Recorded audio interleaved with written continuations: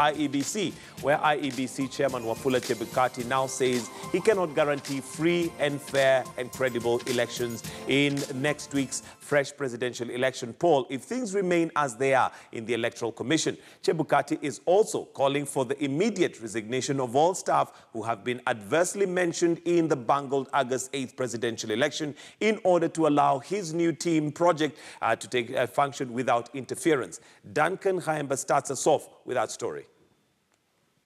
In yet another surprise move, a few hours after the dramatic resignation of Commissioner Roselina Kombe, the chairman at the helm of IEBC, with only 7 days before next Thursday's repeat presidential election, sending mixed signals on whether he will really be in office come Thursday. I shall not go down in history of this country as the national returning officer that plunged the country into a further crisis than I found it. It's already painful for me to be on record as the chairman of the IEBC that presided over a presidential election that was nullified by the Supreme Court.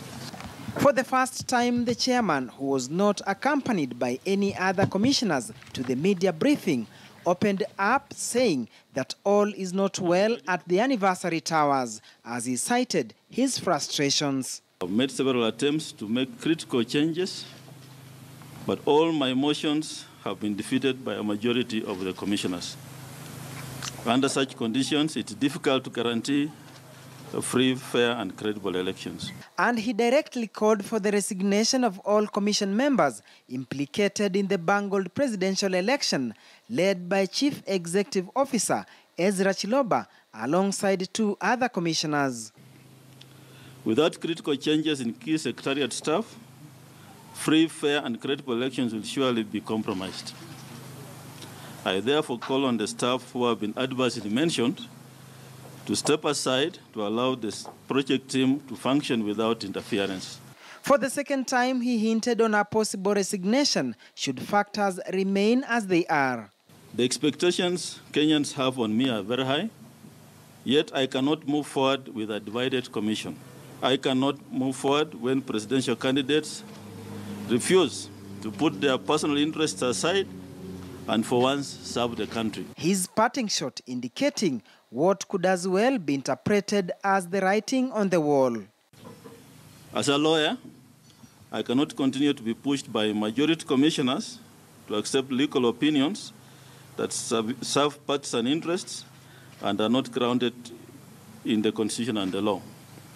In the least, I find this as intellectual dishonesty for which my professional training demands that I abhor.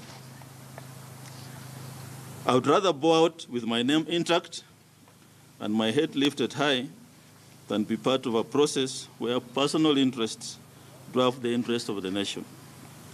I realize that my actions in this noble office will define me for life. My actions will become my legacy and the reference point not only for my life, but that of my family. I'm therefore not ready to sacrifice an eternal legacy for short-term gains that will sear my conscience. The seemingly angered chairman has given Jubilee and NASA presidential candidates one more chance to meet the commission for dialogue to iron out outstanding issues, or else he says he cannot commit to serve as the national returning officer in order to deliver a credible election. From the IEBC chairman Wafula Chebukati's statement, it remains unclear whether or not he'll still be there by Thursday next week when the country is expected to go back for the fresh presidential election. Duncan Haemba, KTN News at the Bomas of Kenya.